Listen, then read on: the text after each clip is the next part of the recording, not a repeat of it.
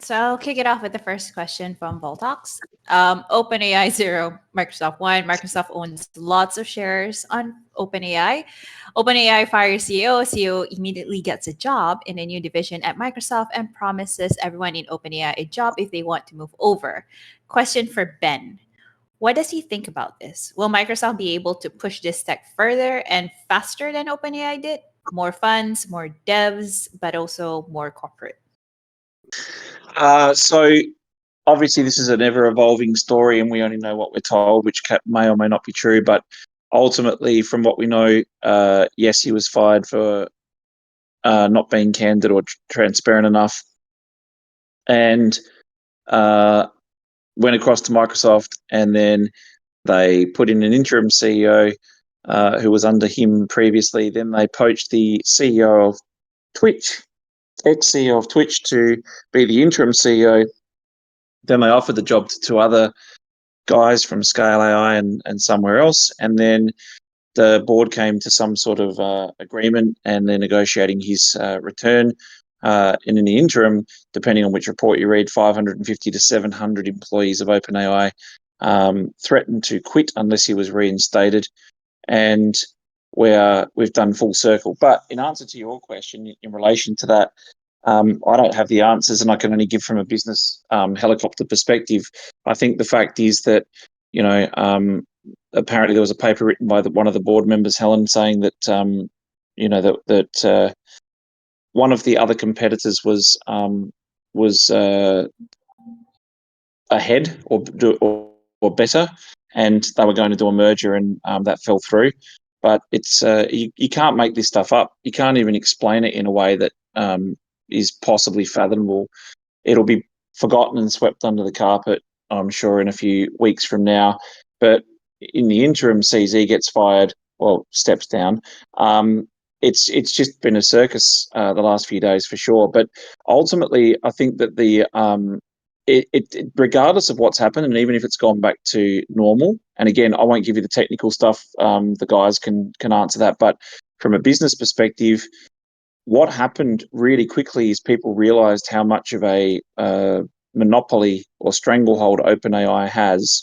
And I think it's made people question life after or without OpenAI. And therefore, you'll probably find that a lot more alternatives, competitors start to pop up. There's some weird goings on. We will have to wait for the dust to settle. But if Microsoft could push things further and faster than OpenAI did, I'm not sure. From technically, I can't answer those questions, and Luke and Red Pill and that might be able to provide some more stuff. But I think that they're a pretty well-funded company, and Microsoft would have to obviously divert attention to that. This was all OpenAI focused on, obviously. But I think it's really opened up a can of worms, and I think it's going to do a lot of things. It'll change the way people look at corporate structures and stuff as well, because effectively we've seen elections being won by social media forums, which never used to happen. And now you've got groups of workers, we don't even know the reason that he was removed in depth, saying we'll all walk unless you reinstate.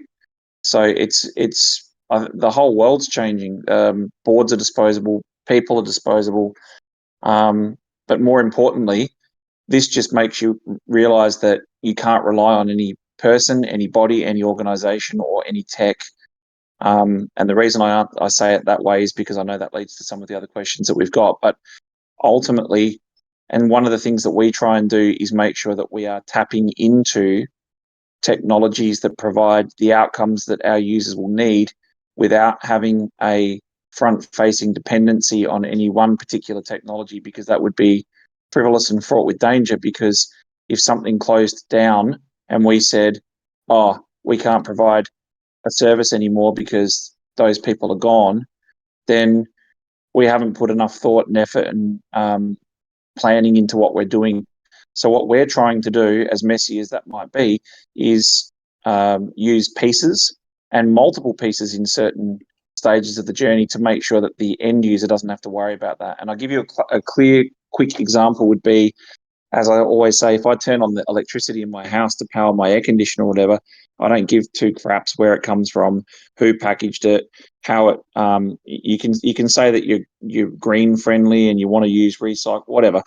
I'm saying ultimately the end consumer doesn't care about how your thing works when you need it to work. It's we need to make sure that we can provide an uninterrupted, seamless, amazing experience to people, and that's still a while off, regardless of who's supplying the back end side of things. You can't be dependent on one thing. Guys, do you want to answer? That's a lengthy answer, but there's so much to cover there. But do you guys want to talk about it from your perspectives in relation to the tech side of things? I'll just quick. I don't have a lot to say on it because I don't. I mean, nobody knows the story. And I think we all know that. But from what I see happening from here, from that point of view, Microsoft obviously have the ability to scale massively from an infrastructure standpoint. They've got access to ridiculous amounts of data. They've been working on big data for years, and they've got methods to actually extract data from millions of sources very quickly. The only thing they're missing is that LLM layer, but obviously the staff they're acquiring right now have those expertise, and it's always easier to do something the second time. I think that's a massive advantage for Microsoft. It's their race to lose now. I think they've got a really clear path to getting there. They've got everything they need. They've got the expertise now and the actual tech as well. So that to me is really exciting, but it's also kind of scary that such a massive corporation could have that sort of control. But as Ben said, regardless of any of that stuff, I think that the tech itself is not going to go backwards. No one's going to let that die. No one's going to let that, whatever happens to OpenAI, that tech's going to live on. It has to. So for us, I think it's really good because even before this shakeup happened, we had, as I said earlier, much more direct access. Well, through these changes, we've got much more direct access to OpenAI itself and to the source of the data. So you've got less hops. Things have become a lot more simple. But having competition in this space is good. I think OpenAI obviously had a massive monopoly, and everyone sort of fed off of them. Spreading this out and having this, even if it's just Microsoft, OpenAI is going to live obviously for some period of time. We've got Grok, we've got these other competitors that have got money, have got the means to make this happen. That to me is awesome because all it's going to do is escalate things and throw a lot more money at it from multiple sources. And at some point, they're going to have to work together, even if it's not the products that they're selling or the solutions that they're selling. The back end is going to have to end up much like the internet did, where everyone has to join forces. So to me, this is all positive. I think it's great. I think Microsoft will advance this a lot, and that will be good. But as long as nobody controls it, I think one corporation controlling it is very scary. Yeah, it's a good question, and it's a deep subject. Red Pill? Yeah, so yeah, it has been pretty fun, like just observing that whole drama over the weekend, and it's crazy how we can just watch that in real time on Twitter happening. It was pretty unreal. But yeah, I mean, the company grew extremely fast, so that's why they had a really small board actually, which is kind of unusual for a company of that size. And yeah, I would love to know what the reason was, because I know that Ilya, which was a co-founder, and the chief scientist, he was also on that board, and he's an extremely respected person in that field. And some people, that they're wondering if something weird happened, like something with HAI or some advancement that was just too, too risky or whatever, and they just tried to stop that. So yeah, I have no idea what happened, but it's quite interesting. And yeah, I mean, just for how we're building things, as Benny said, I think the really important thing is to build everything in a modular way, so you can plug in and out things that you need, and we do that. We have an API in between those services, so we can just exchange them. And I think eventually Google will come and Meta will come with their own solutions that are similar. For example, for those GPTs that was released from OpenAI a couple of weeks ago. And I think we're kind of lucky that we already went with Microsoft anyways. A lot of our tech is on Microsoft. We're using a lot of that on Azure or things like PlayFab, which is all Microsoft based.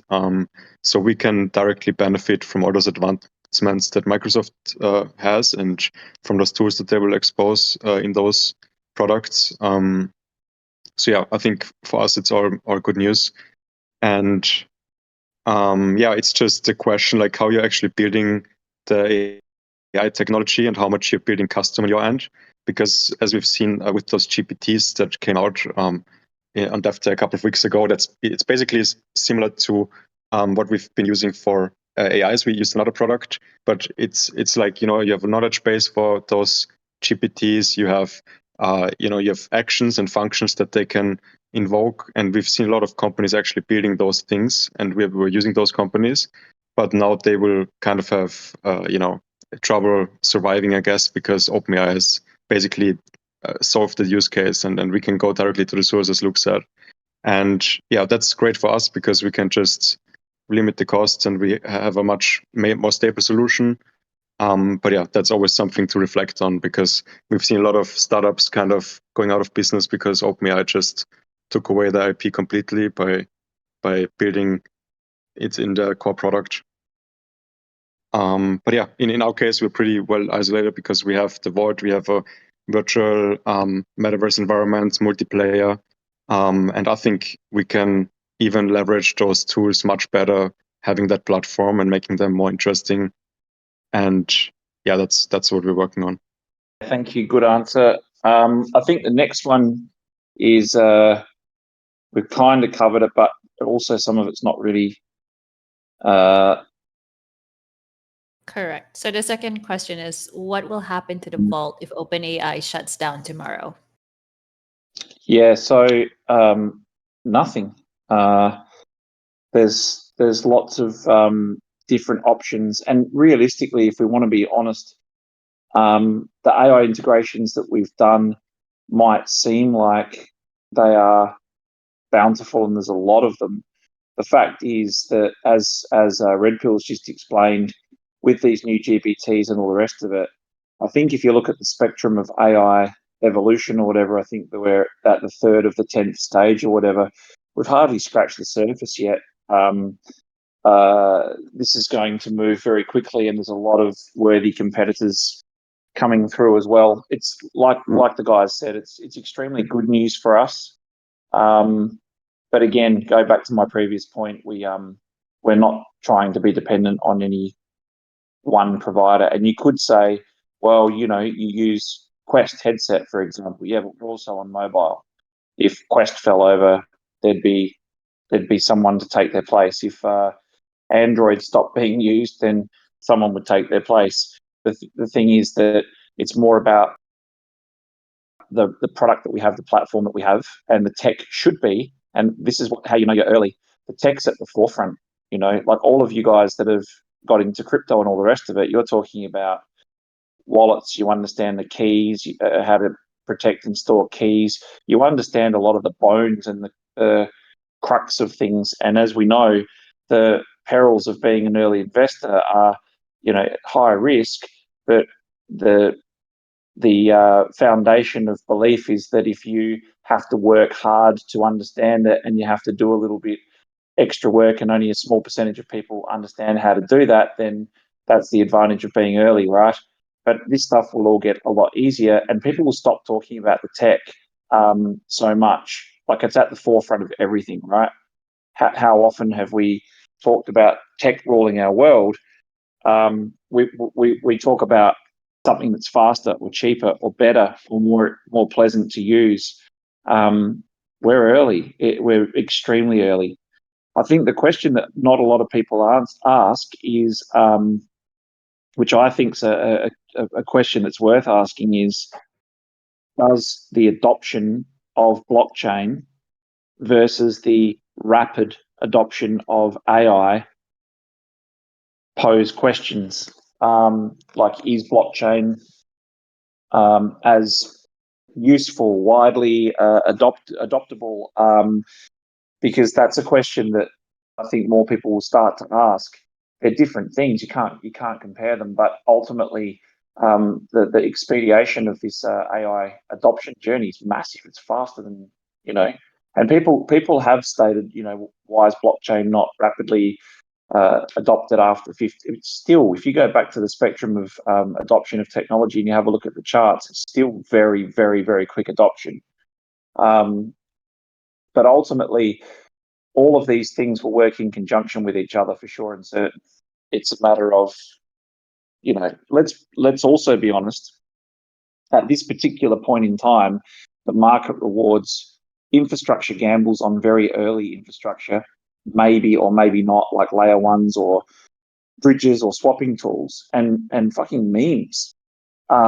We are yet to really see a worthy catalogue of usable, amazing products. They're still being developed.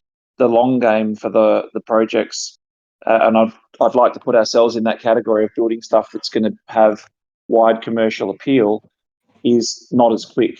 People want to make money quickly. They want to shit talk, shit post, and that's fine.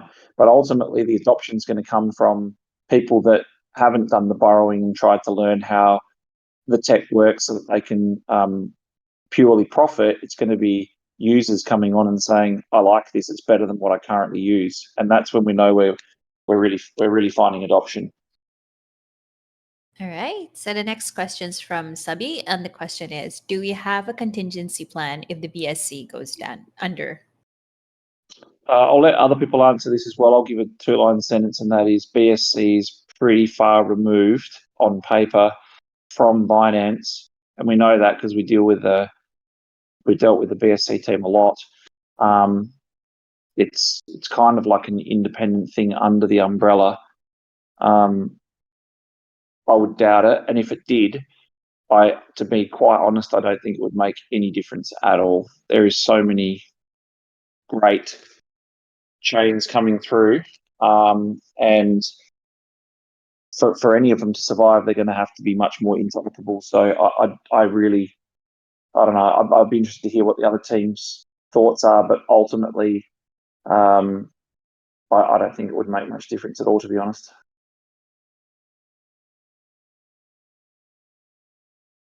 Maybe other people on the team don't want to say anything about that, but that's just being honest. No one is dependent on any one chain outside of the massive work that's gone into Ethereum and the massive amount of development funding and all the rest of it. But there's a lot of chains coming through. Red Pill Pete, you guys have been around with it. Talking about BSC going under, BSC is a huge chain. It's run by all the 21 validators. Was it 28 validators? So I mean, short of the validators all shutting down and no validators want to validate the chain, that will still go on as long as there's still one validator running. The chain's still going to survive. Yeah, a classic example of that is look at Solana. That was basically an FTX invention. FTX you could have said the same about FTX going under, but the Solana chain, and look at Luna. For God's sakes, that company's basically was shut down. We've had to start up a new chain, and the old chains, I think it's worth almost as much as the new chain and doing ridiculous amounts of volume because people start building on it, and they're, in a truly decentralized world, if a person leaves or people leave, you can't shut the damn thing down. They're just going to keep building on it. People are going to. Yeah, exactly. So I could run a node from my garage and the chain will still be up, even if I'm the only one running it. Right? Someone will go after you, Pete. They'll go, look at that solitary pineapple, easy picking. To juice him. Never got it. Yeah. Let's juice him. Oh, all the memes, the juicing memes will come out now. Mm-hmm. Get him, fellas. All right. So the next one from Jay Charles is any potential interviews coming up? So that's another good question. We've sort of got a ton of stuff happening now. We've like Luke said, we've dropped a lot of bombs in the last few weeks. Now we're sort of squaring up partners and timelines for that rollout prior to the end of the year. I'm actually going to do a bit of a reach out because we know we haven't been active on that front. We wanted to try and make sure that we have stuff to present and finish. But if you think there's things that we also like, there's interviews that we should also be doing or on, let me know. I know that some of you have DM'd and said, why don't you just do the interviews yourself and talk to people, other people, invite them in. But it's good for us to sort of also get exposure to other communities as well. So we're open to that. I'm open to that. I even talked to Luke the other day and said, when it comes to product side of things, are you happy to do some of the talks? Because Luke's obviously a lot more technical than I am, and he understands the product very well. And he said yes. So I think we've got more people that are comfortable doing those interviews as well. So the intention definitely next year, especially, is to do more conferences, more interviews, and more talking, because we keep talking to the team internally about our transition changes next year from going towards getting a stable platform and completing the SDKs and APIs to then really working on the onboarding experience and a great customer experience and trying to grow the user base. So you can't really do both of them in conjunction with each other because, and we've tried to do it as best as we can, but when you try and bring on people and you haven't quite finished your tools or the build's not stable enough or whatever,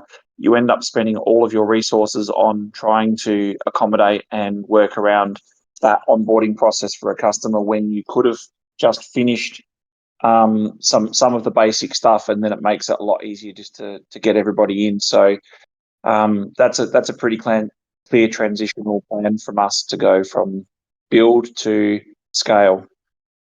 But again, if you've got people that you think we should be talking to or are must talk tos, then definitely open to it if it's going to increase the audience. We just got to make sure that we're choosing, spending our time wisely and choosing things that are going to move the needle.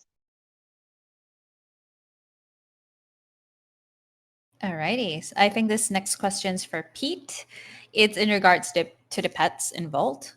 And the question goes, it is the same common pet when you craft using a foil common tube?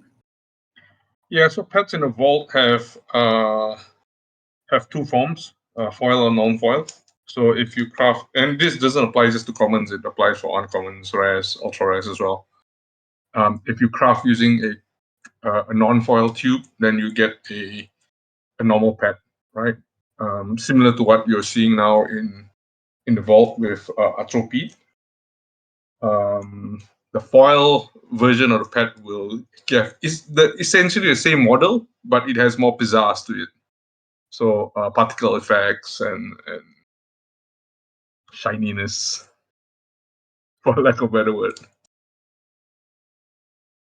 And they'll also be that much rare in the vault compared to normal pets.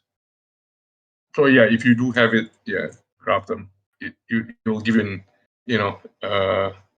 additional flex in the vault. Alrighty, we all want that additional flex for sure. So I know I will. I know I will. Flexing everything. Yeah, I can tell. Additional questions, the last two on the list earlier. Number 6 is, will we have a bi-weekly or monthly AMA in Vault to tour the new features or builds? Luke will have a view as well, but I was talking to Glenn about this today, and I was saying,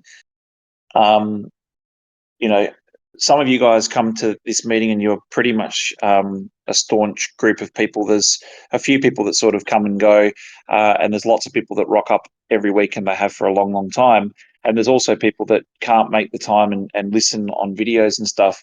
I think new formats are always good, and I've said since day one it would be great if we could do more AMAs in the vault, because doing something, and you see lots of different people do different things, but some people are doing like video call product updates amongst the team and then publishing that, or dev updates.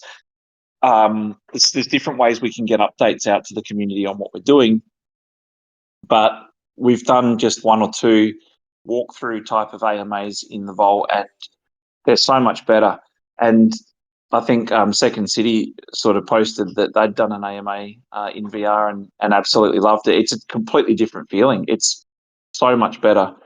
I would love for us to be able to do our communication like our outbound communication and connections on our own platform rather than continuing to forever do it on somebody else's. It would make much more sense. But again, it's a matter of getting people in there, and not all people want to be product users. Some people that are on this call say, I don't care, I want to hear about the product updates because I'm interested in the future of the company and I'm a token holder or whatever the case might be.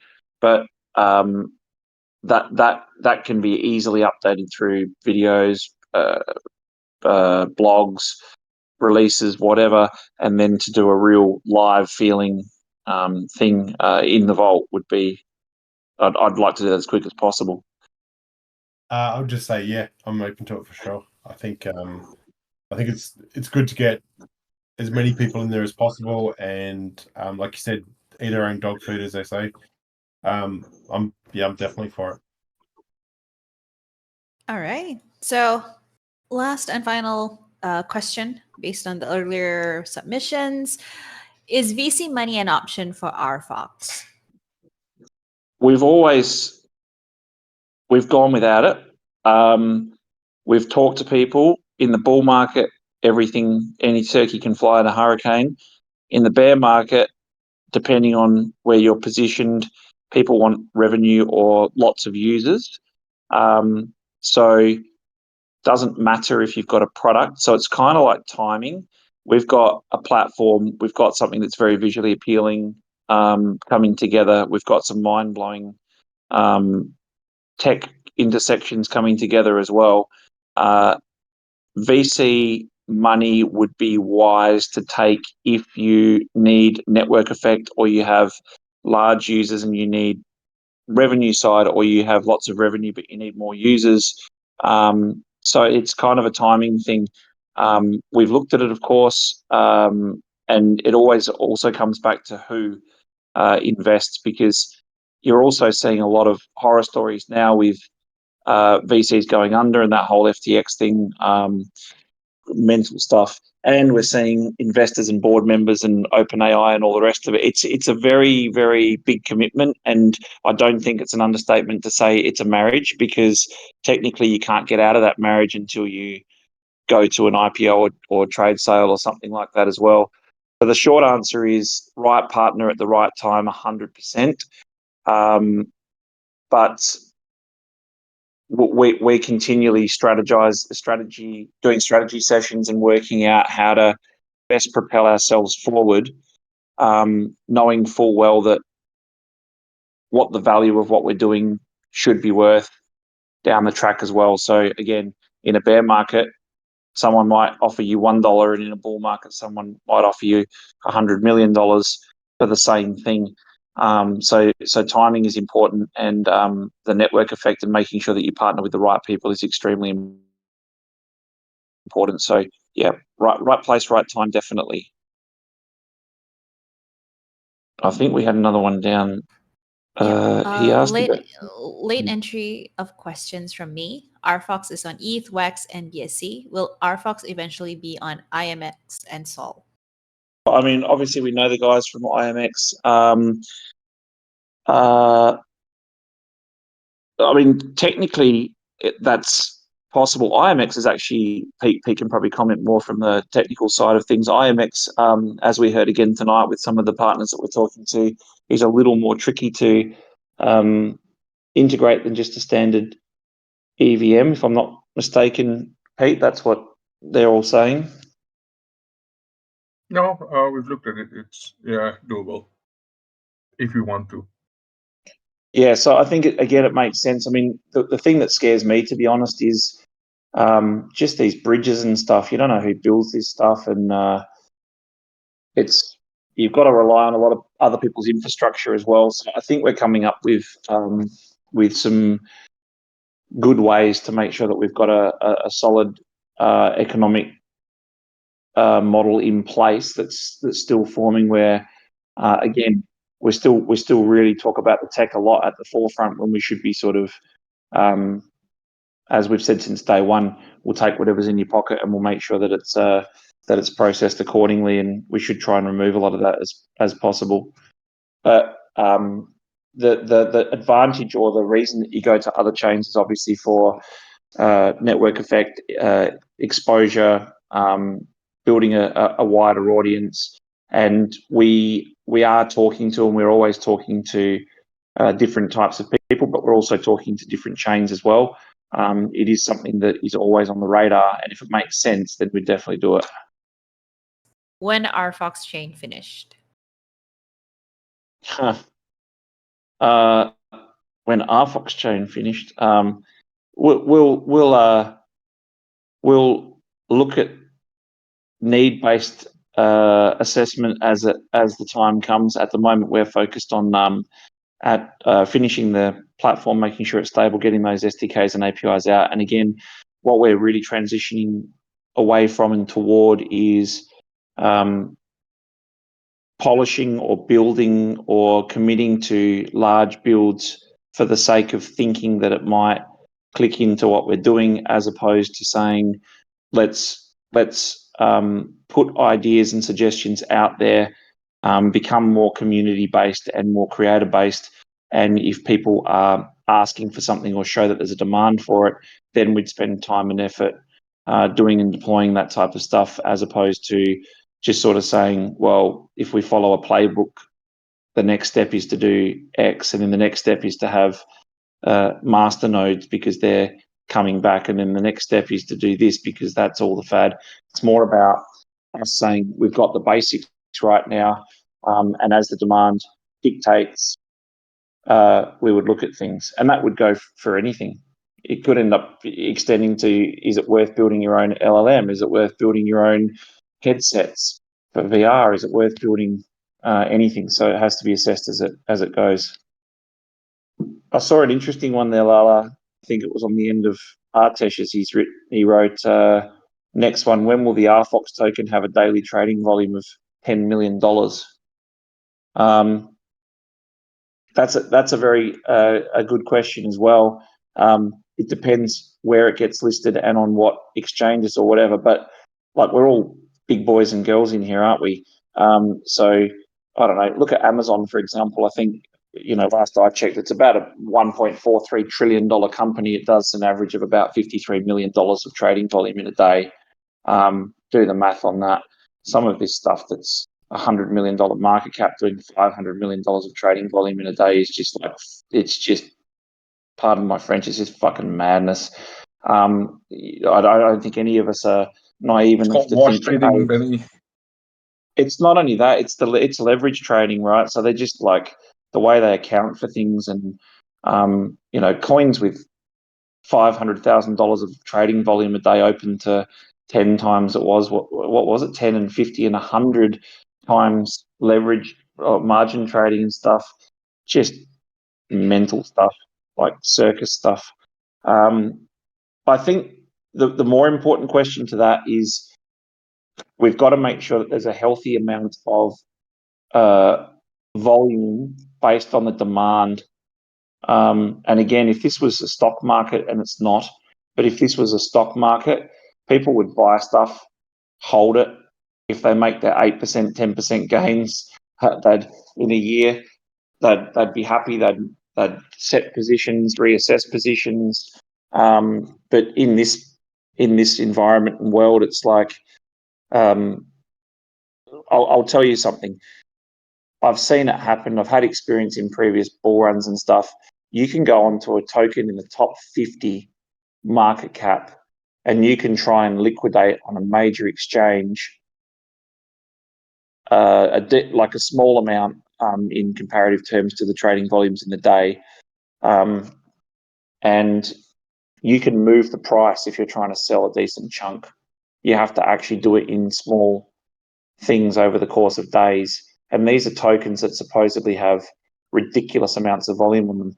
But it's not only because it's illiquid. It's not that the case at all. It's that you can't sell anything without a bot on the inside getting in front of you and negating your position.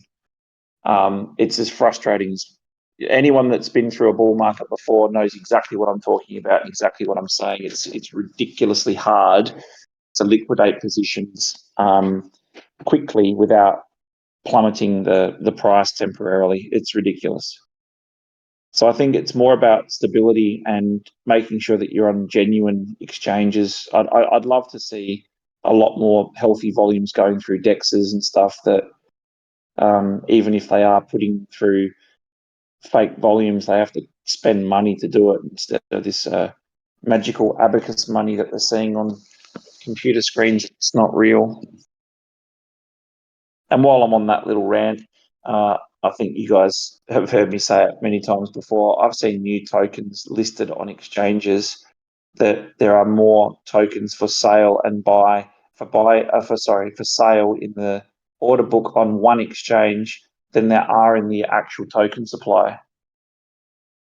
We need a bit of a cleanup. I think the honest answer is as long as people can buy and sell and have adequate alternatives and options to be able to do that, then that's enough. I think Red I'll touch pill at or one. Sorry, I think I touched at one other question before that one as well. Was what other blockchains will RFOX be on in the near future, like Polygon, Cardano, etc.? yeah, as stated, I think it just depends on what helps us to serve our purpose better. I think that it's no secret that there's a bit of a rev up with chains at the moment because there's a lot of well-funded chains and there's quite a few chains that have never been through a bull run. So it's extremely important. We've learned the lesson of a chain with no activity doesn't do too well or fare too well. And we're still sort of coming out of that corrective phase of the market. So there's a lot of chains trying to secure projects that they think could be winners. So there's a lot of lucrative sort of carrots being dangled for people to deploy their tokens onto multiple chains to potentially sort of put the chains in a better position coming into this bull market. So again, we will continue to talk to people and assess the options based on what we think is going to be best for the future of the project. Alrighties. We have one more question from Satoshi Sky, which is the economic paper ready? We're still working on that, and there's a few dependencies to before we can sort of go out with conviction on that. But it is something that we work heavily on. I think it's with the crossroad of getting the SDKs, APIs, stable platform ready, and getting ready to bring on some more creators and to work more closely with some of these partners and chains. It's extremely important that we have something that is modular that can be built on, that we don't have to sort of get stuck or painted into a corner and then have to sort of backpedal or try and change things. And we've worked too hard to get to this point. We need to make sure that what we implement makes sense and isn't a massive foiled plan or a plan with lots of holes in it. So I'm not saying that it'll be perfect, but what I'm saying is that we need to plan this, do it properly, and not have to go back to the drawing board every month and say, oh, that doesn't work, we've got to try this and that. Pivoting's normal, but restructuring from scratch on the fly is just there's no excuse for that in this day and age. So it's something that we're giving attention to, and we'll do it as quickly as we possibly can.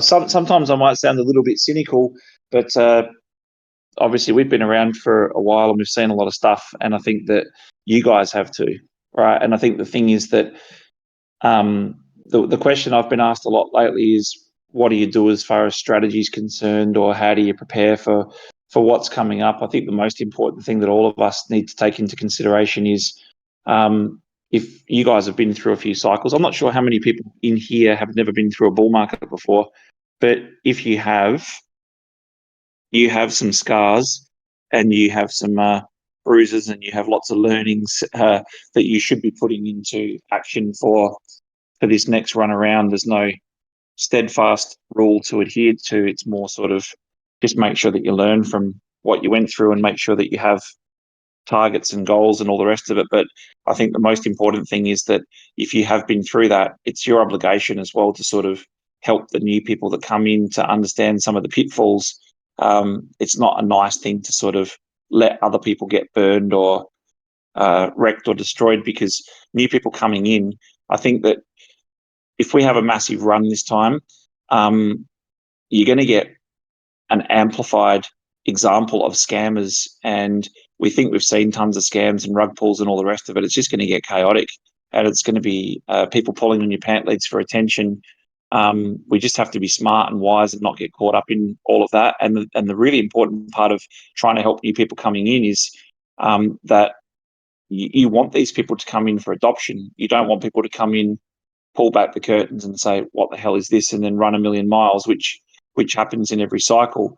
We've got to show that we're maturing and that people have options and choices, and that there is some value here. It's not just hype. So I think it's extremely important. I did my part through the last few cycles, and if you've been through cycles, it's important that you're also trying to help people navigate their way, because it's not easy. It's not easy. And lots of people get taken advantage of and wrecked. So I think that we should do the right thing and try and help people as best we can. How are the new COGs pack sale going for what you want to do with COGs? As far as it goes, I think it is going well, considering that we're in bear market. And I personally think that once we see actual utility for the pets in the vault, then I think we'll see an uptick for that. But we just stay tuned. We have some other plans for those as well, as well as Lala's got a bunch for giveaways and whatnot. So just pay attention to what Discord or Twitter or wherever that she does the giveaways. I think I can also, like where Valtox has said, can you say more about where we are in the process of creating the substantial economic model for the Vault? As we've said, we want to make it easy for everybody to enter and use what they have in their pocket. We've always said that. I think that we're getting closer. We're starting to talk to people. We've had multiple talks with people over the last few weeks, talking about how regulation is now in place to make those fiat on-ramps and off-ramps a little easier. So I think we're getting closer to being able to help people come in from traditional environments. And for the most part, I think we're getting a lot closer to making it so that the people that are coming in from traditional environments never really have to interact with anything that they're not already familiar with. And we've already seen the beginning parts of that with, email, Google logins and stuff like that. But ultimately, as we progress and more people are working on those user interfaces and the customer experiences, we're starting to push a lot of the stuff that people shouldn't have to know a lot deeper down. So the simple answer to that is to make sure that we've got RFOX, VFOX firmly at the top of our minds, but also that we have partners or people that can work on the fiat on and off ramp integration pieces that are properly licensed and regulated and set up, because we've said since day one we don't want to do that. I'm not going to go through the process of getting electronic money licenses in every country and becoming a bank. It's not what we're here to do. So we'll focus on the side of when people are in, giving them access to what they need and providing tools and experiences. But as far as the fiat on and off ramp is concerned, that would be we've always said that would be handled by partners, not us. Red Pill, Micah, or Pete, anything else on COGs? But you guys, have you got any further comments in relation to anything that we've talked about, re AI or chains or anything like that you want to add? Phil just posted the pets images, so you guys can check that out. Yeah, I mean, regarding economy, we still have a couple of things in the in the lab, basically, that we eventually will launch, and some things about staking, and for example, things where you can stake to get things in the vault. We discussed it a lot, and we have already some tech ready for that. So we're just waiting for the right time where we're ready with the tech on our end and where it makes sense to introduce into the vault. But yeah, we have a couple of things already waiting there to be introduced. So yeah, that's that, and yeah, I think that's it from mine. And Valtox has just said, I think this is important for the team to hear as well, and that's why I wanted to say it out rather than just read it. But thank you guys, and just to be clear, this is the most impressive build change I've seen since ever. Very sexy, smooth, and full of new features. Sick. Give the team a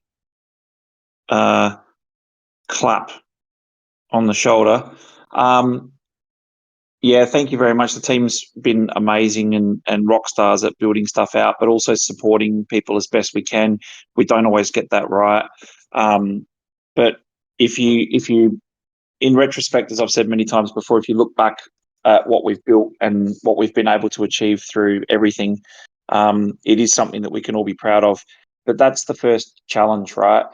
They say the hardest thing in a startup is the ability to execute, and we've taken a long time to find our feet, and now we've found a really good formula for that, and we're bashing out stuff at a frightening rate. Like, you know, Glenn and I are probably the two fussiest people of all time, because we've sat here for 5 years and we've seen things go our way and seen things not go our way. But I don't think a week passes where we don't turn around and sort of say, shit, a lot of iterations have come through, or wow, we're moving faster now, which is great. But the next huge mountain that you have to climb doesn't matter how good what you have is, you've got to get the users and you've got to find that product market fit. Now, the good news from that perspective is nobody's found that yet in this space, in this niche. So we've got as good a chance as any, and especially if we've got a really aesthetically pleasing or a good solid platform with a lot of opportunities and options. But that's why we have to transition our focus to really making sure that we get as many people in there looking at it as we can. And we've got partners or people or friends that we haven't talked to for some period of time, and you get them in there. And I've said this multiple times today in different meetings, we've just got to get more people to come on a walkthrough with us or have a look at it, because we get the same reaction from pretty much everybody. And we just keep thinking to ourselves, we've got to get that under more people's noses. We've got to get more people to see that. But the way that we're going to do that effectively is to build stuff that's engaging for you guys and experiences that are great for you. Because if you're going out and also telling your friends to go in and have a look, or recommending people to have a look, then that network effect is far more powerful than just us trying to put stickers on the side of buses or erect a monument or a billboard in Times Square or something. It's much more effective if many people that word of mouth starts to really take off. So we use ourselves as the barometer and the benchmark, and we've got to say what makes us want to go back in there, what makes us want to spend time in there. And that's what we're working on. And that's part of the economy as well, making sure that people are rewarded for their time and they have reason to go back there and continue to go back there. But the team's doing a mental job, and it must be frustrating for people to not get the recognition they deserve at times. But again, it's a long game. We're not here to just try and put out a meme dog coin.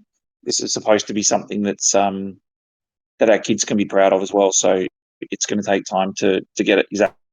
And I think you understand how hard it is to build something this complex.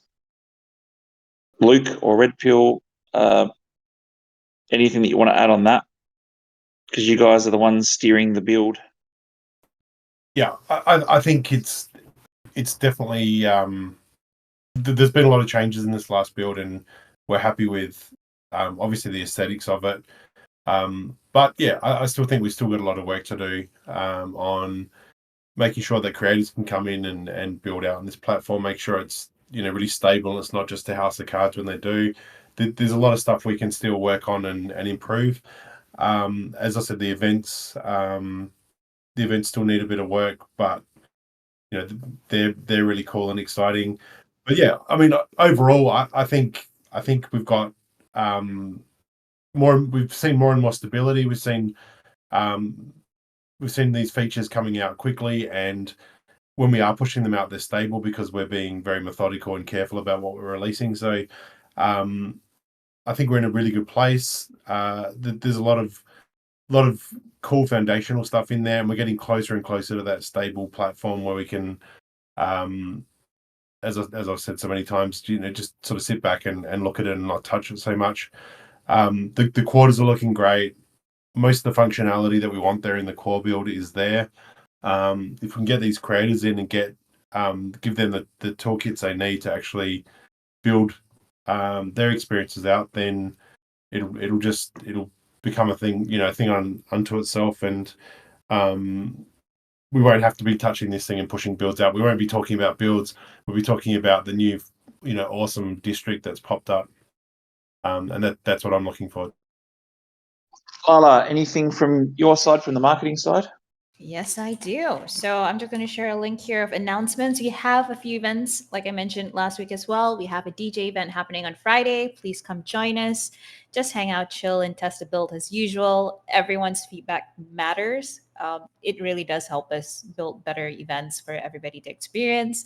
Like I mentioned as well, we have a Friday Degen hour, but this time we're going to have the Warsaking crew in with us, and they will be coming and joining and sharing a little bit more about their blitz. So it will be led by one of their team members, and please do participate in that one because it's always great to have more people in. And like Pete said, I will be doing a giveaway. So I can be very generous. So just be there, have fun, and just chill out with the team. The last one, I'm actually going to pass it over to Adelaire because there is a very, very awesome fundraiser that he's leading from the Leprechaun project, and I'm going to give him some airtime for that just to talk a little bit more about it. Are you there, Adelaire? Yeah, I don't know if any of you have seen it, but it's just a little fundraiser we're running for the kids of the special needs school in the Philippines. The ideal goal is to build them a new special needs little school building, but it's like a 15 grand goal, and I figured we weren't going to hit it in this market. So we have set up like a little Christmas party for them where we're providing lunch for the kids, teachers, parents, and gifts for all the 67 students and a few other little things. But yeah, it was going good. I think we launched it a couple of days ago, and we've already sold nearly 200 raffle tickets. There's heaps of different prizes. You can actually jump in this C11 district and have a look. I set it up tonight with some of the prizes. But yeah, there's everything from penthouses to KOGs, citizens, Brigtopians, Warsaking stuff. There's heaps of different stuff you can win the raffle, and it's all hosted on an Australian charity website. You can buy with card, I think it's $5 Australian, or you can buy with 3 Matic. It was USDT, which is on the poster, which is wrong. But yeah, it's 3 Matic, which is a lot cheaper if you're going that way. And yeah, all the donations go straight to the kids in the party, and there's video I made of the school introducing it all, and you can have a look at that. And, I don't think there's anything else really. If there's anyone has any questions or needs to know anything, feel free to message me. I think just thanks for being a decent person in this space. It's there's not many people that use the platforms that this space provides to do good deeds. So I think it's awesome that you're doing that. Yeah, you may as well help people that actually help it or that need the help. Like, it's just, Shay was telling me they'd usually have to go out and fundraise around the town to host a little Christmas party for the kids. Like, there's fucking 67 special needs kids and 3 teachers. It's crazy. In Australia, there's nearly 1-to-1 with special needs kids to teachers.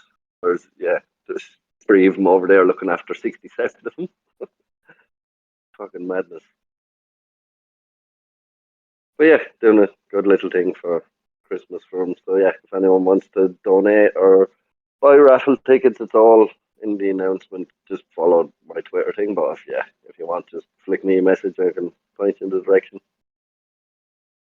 Awesome. Thank you very much for that update. Again, thanks for doing that. That's awesome. Anyone else from the team got anything else? Any other updates? Nope. Otherwise, thank you very much for coming along, guys. We appreciate your time and understand that you are busy, but take the time to spend it with us, and we are very, very grateful for that. And hopefully we answered your questions adequately. Have a fantastic week. Stay safe, and we will see you in the vault. Thanks, See you everyone. Friday. Bye, guys.